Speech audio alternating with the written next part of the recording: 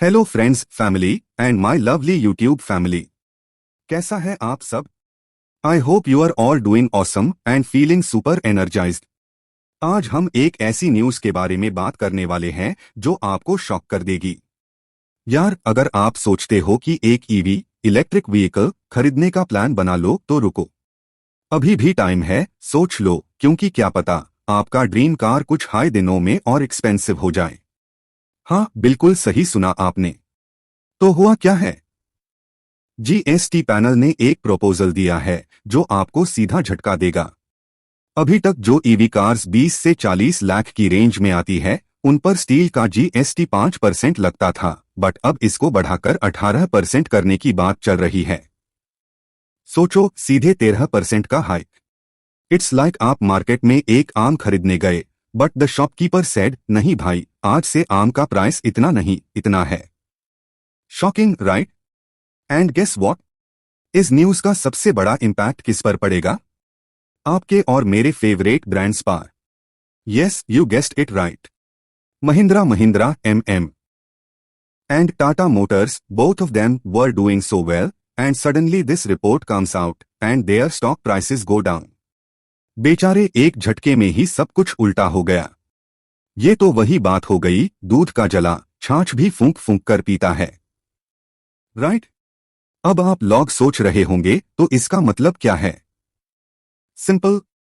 अगर ये proposal implement हो गया तो आपकी ड्रीम ईवी कार जो 20 से 40 लाख की रेंज में आती है, उसकी प्राइस 2.6 से 5.2 लाख तक बढ़ सकती है। It's a huge jump, I know.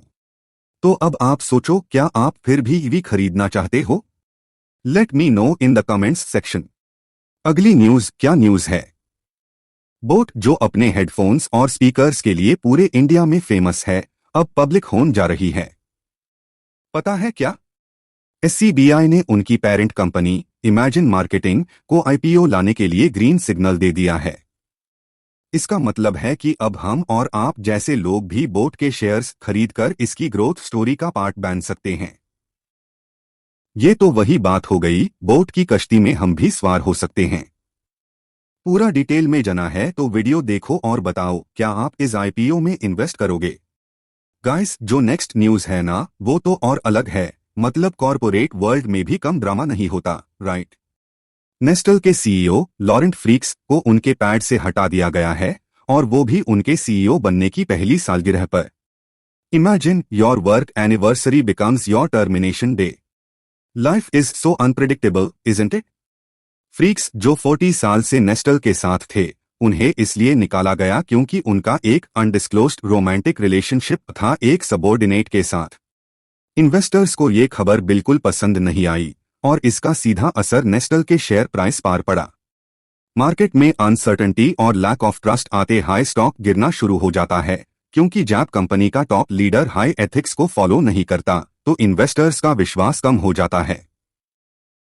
अब नए CEO फिलिप नवरातिल को ये बिगड़ा हुआ गेम ठीक करना होगा और इन्वेस्टर्स का ट्रस्ट वापस जीतना होगा। है ना, वो क्या धमाकेदार न्यूज है!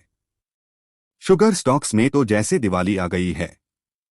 गवर्नमेंट ने अब एक बड़ा मूव किया है, जहां उन्होंने 2025 टू 26 से शुगर मिल्स को अनलिमिटेड एथेनॉल बनाने की परमिशन दे दी है। इसका मतलब है कि अब mills sugar cane juice, syrup और हर तरह की मोलासिस से बिना किसी वॉल्यूम रिस्ट्रिक्शन के एथेनॉल प्रोड्यूस कर सकते हैं। पहले रिस्ट्रिक्शंस थी जिसे मिल्स को नुकसान होता था, बट अब उन्हें एथेनॉल बेचने से एक गारंटीड इनकम मिलेगी। ये डिसीजन इंडिया के 20% एथेनॉल ब्लेंडिंग टारगेट को अचीव करने में भी मदद करेगा। जैसे ही ये खबर आई, Shri Renuka Sugars, Dhampur Sugar Mills और बलरामपुर चीनी मिल्स जैसे स्टॉक्स में ऊपर का सर्किट लग गया, क्योंकि इन्वेस्टर्स को पता है कि अब इन कंपनीज की प्रॉफिट्स बढ़ने वाली है। इससे फार्मर्स को भी टाइम पर पेमेंट मिलेगा। Overall it's a huge win for the entire sugar sector. वाह भाई वाह! आज मोबाइक्विक के स्टॉक ने तो कमाल ही कर दिया। जैसे ही खबर आई कि bed investor Abu Dhabi investment authority ADIA ने अपना पूरा 2.1% स्टेक बेच दिया है, स्टॉक में एकदम से तेजी आ गई। अब आप लोग सोचोगे कि जब एक बड़ा प्लेयर निकलता है तो स्टॉक गिरना चाहिए ना? एग्जैक्टली, यही तो स्टॉक मार्केट का मैजिक है। एडीआईए के जाते हाई इन्वेस्टर्स को लगा कि अब सेलिंग प्रेशर खत्म हो गया है और स्टॉक का रास्ता साफ है। और इसमें एक और ट्विस्ट है। दो नए और बेड बायर्स बोफे सिक्योरिटीज और सी इन्वेस्टमेंट्स ने मोबाइक्विक में स्टेक खरीदा, जिसे मार्केट में पॉजिटिव सेंटिमेंट और बढ़ गया। ये सब तब हो रहा है जब कंपनी ने रिसेंटली वाइडनिंग लॉसेस रिपोर्ट की है। इसे साफ पता चलता है कि मार्केट हमेशा फ्यूचर को देखता है, पास्ट को नहीं। तो दोस्तों, ये एक परफेक्ट एग्जाम्पल है कि कैसे खबरें फंडामेंटल्स से ज्यादा पावरफुल हो सकती है।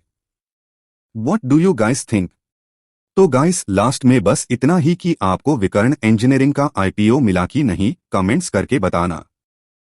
And don't forget to like, share and subscribe to my channel for more such fun and informative content. Until next time, bye bye and take care.